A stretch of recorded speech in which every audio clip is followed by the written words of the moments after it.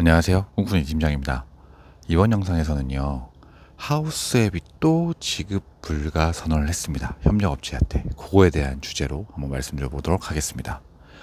여러분들 한 달 전쯤에 보고플레이, 라이브 커머스 업체인 보고플레이가 협력업체들 지급 불가를 선언했죠.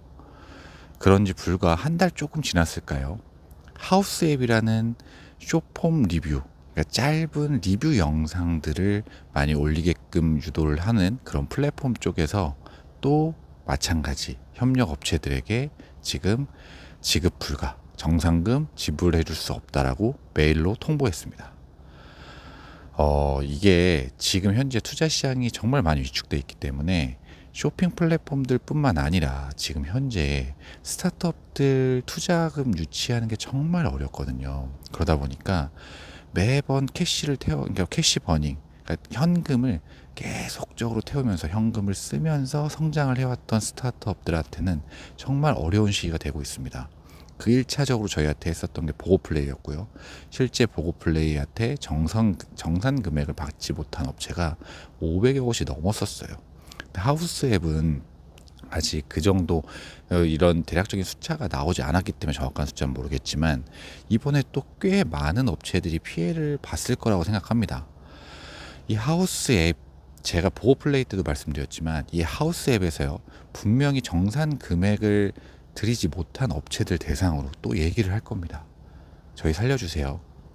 우리 업체가 살아야 여러분들 대금을 받을 수 있습니다. 물품 지급해 주세요.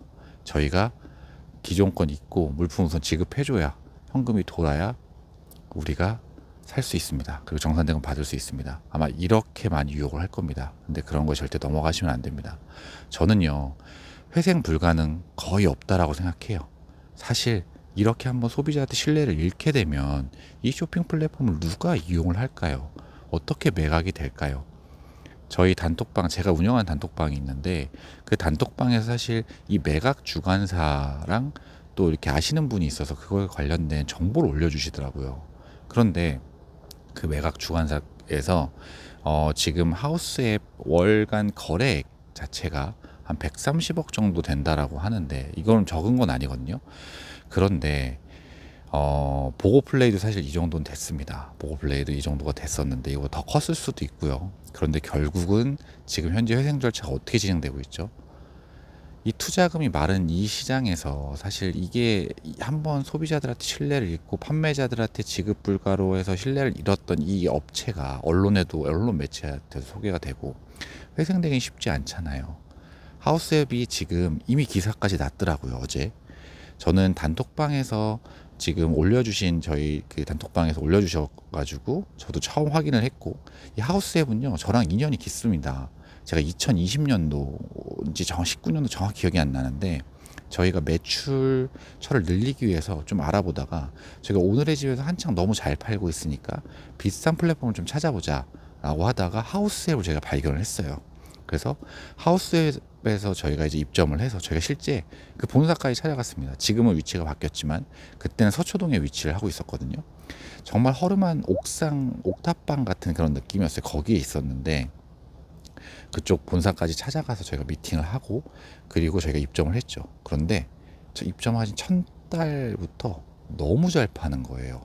아무리 SNS 광고를 한다고 해도 저희가 첫 달에 제품 하나만 입점했을 뿐인데 합산가에 2개 입점했거든요. 2개를 입점했을 뿐인데 월 1억을 넘게 팔았어요, 첫 달에. 근데 처음에 너무 불안한 거죠. 왜냐하면 아니 이 업체도 도대체 왜 광고를 계속 돌리지 우리 걸? 이게 마진이 안 남는데? 왜냐하면 저희가 수수료를 하우스앱 쪽에 20%를 주고 있었습니다. 20%를 주고 있는데 그 20% 그걸 따져봐도 로아스 저희 쪽에 페이스북 광고 효율을 저희한테 공개를 했었어요. 그래서 제가 알고 있는데 그렇게 해도 여기 쪽엔 마진이 안 남는 상황이었어요. 오히려 마이너스인 상황인데 SNS 광고를 계속 돌리더라고요. 그런데 그게 왜 그런 거 하니 확인을 해보니까 결국은 현금이 필요했던 거죠. 정산은 거의 한 4, 50일, 한 50일, 60일 정도 정산 기일. 그러니까 실제 제품이 판매되고 대략적으로 따져보면 쿠팡하고 비슷했습니다. 한 2달 정도, 60일 정도 뒤에 주다 보니까 빨리 현금을 땡기려고 저희 제품이 그래도 효율이 괜찮으니까 SNS 광고를 통해서 현금을 유치하려고 했던 거죠. 저희가 1억 월 매출 1억이 나온 첫 달부터요. 근데 그 첫 달부터 저희한테 얘기를 합니다. 정산 기일이 다가오니까 저희 쪽에 직접 본사 직원이 찾아왔어요. 담당 팀장이 찾아와서요. 저희한테 이걸 나눠서 지급하면 안 되겠냐. 첫 달 정산금인데요. 그러니까 이 하우스 앱이라는 업체는 그거를 계획을 했었던 거죠. 실제 다 알고 있었고 저희 제품을 팔므로써 현금은 유동성을 채우고 자기들 정산할 때는 이렇게 해야 되겠다. 그래서 저희는 뭐 내용 증명도 보내고 별의별 짓을 다 했습니다. 저희 안 된다고 당연히 거절했고요. 그런데 저희가 그 1억 넘는 돈을 6개월에 걸쳐서 받았어요. 6개월에 걸쳐서 받긴 받았죠. 그래서 저희가 하우스앱을 그 뒤로 쳐다보지도 않았습니다. 그래서 혹시나 하우스앱을 하시는 분들이 있으면 항상 말씀드렸거든요. 조심하라고. 저희 이런 케이스도 있었다고. 그런데 이게 제가 단톡방을 운영하다 보니까 저만 그런 게 아니라 그런 업체들이 꽤 있는 거예요. 예전에 하우스앱 정산을 제대로 못 받았던 업체들. 그래서 그 하우스앱과 거래를 끊은 업체들이 꽤 많은 거예요. 그런데 이 업체가 이 변신을 시도합니다. 그래서 변신을 했어요. 그때만 해도 숏폼, 짧은 영상 리뷰를 주로 하는 플랫폼은 아니었습니다. 그런데 숏폼 리뷰 영상 그 플랫폼으로 바꾸더라고요. 그러면서 막 또 작년까지만 해도 작년 상반기까지만 해도 저희가 돈이 엄청 많이 풀렸었잖아요. 그래서 스타트업들이 투자금 받기가 너무 수월했기 때문에 막 그렇게 어떻게 좀 살아났습니다. 저는 그럼에도 불구하고 한 번 신뢰를 잃은 업체였기 때문에 이 하우스앱에 대해서는 상당히 부정적인 시각을 갖고 있었어요. 그리고 재무제표를 매번 확인을 해볼 때만 해도 매출도 계속 줄어들고 있었고 항상 적자, 그 적자가 더 커지고 있었고 매출도 2019년 정점으로 해서 계속 떨어지고 있었어요.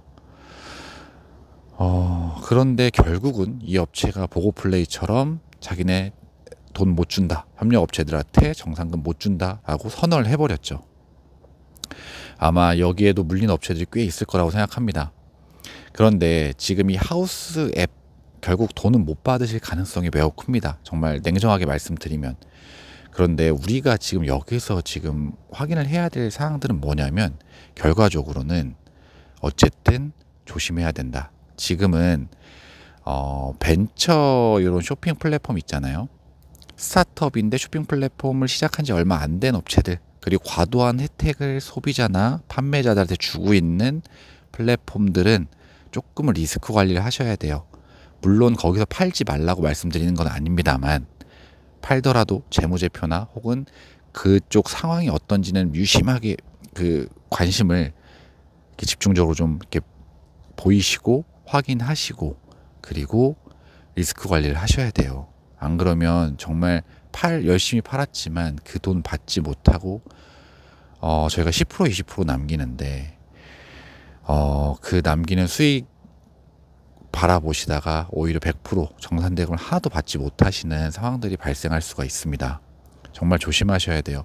여러분들 지금 하우스에 보고플레이 같은 업체들 있습니다. 여러분들이 그냥 듣지 못했던, 예를 들면 큰 업체들 있잖아요. 예전부터 지마켓, 옥션, 뭐 11번가 이런 위메프 이런 플랫폼을 말씀드리는 게 아닙니다.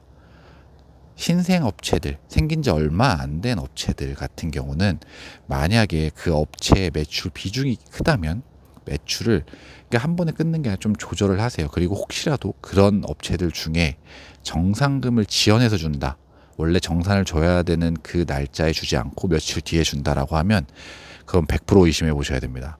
그럼 그런 어떤 시그널이 보이면 바로 조금은 당장은 힘들 수 있겠지만 바로 끊어내셔야 돼요. 지금 시기는 리스크 관리를 하셔야 될 때라고 저는 개인적으로 생각을 하고 있습니다. 올해는 정말 많이 어려울 겁니다. 이런 스타트업들, 쇼핑 플랫폼들, 원래 현금을 계속적으로 쓰면서 성장만 바라봤던 그런 업체들은 분명히 힘든 시기들일 거예요. 그러니까 우리는 그런 업체들 정산금은 받아야 되니까요. 이렇게 띄어먹히면 안 되니까요. 꼭 그런 리스크 관리를 하시는 제 영상 시청자분들이 되셨으면 좋겠다라는 생각을 합니다. 네, 제가 오늘은요 하우스앱에 대해서 말씀드렸고, 하우스앱 지금 협력업체들한테 지급 불가 선언을 했다. 그리고 메일로 이걸 다 보냈기 때문에 지금 사실 협력업체들은 돈을 받을 가능성이 거의 없다. 뭐 이런 내용들로 말씀을 드렸습니다. 그래서 우리는 이런 업체들 조심하고 리스크 관리를 하자라는 주제로 말씀드렸고요. 오늘 제 영상이 도움이 되셨다면 좋아요랑 구독, 알림 설정까지 해주시면 제가 다음 영상을 만드는데, 그리고 이 채널 유지하는데 정말 큰 도움이 됩니다. 다음번에는 더 좋은 영상으로 찾아뵐 수 있도록 하겠습니다. 이상 꿈꾸니 팀장이었습니다. 감사합니다.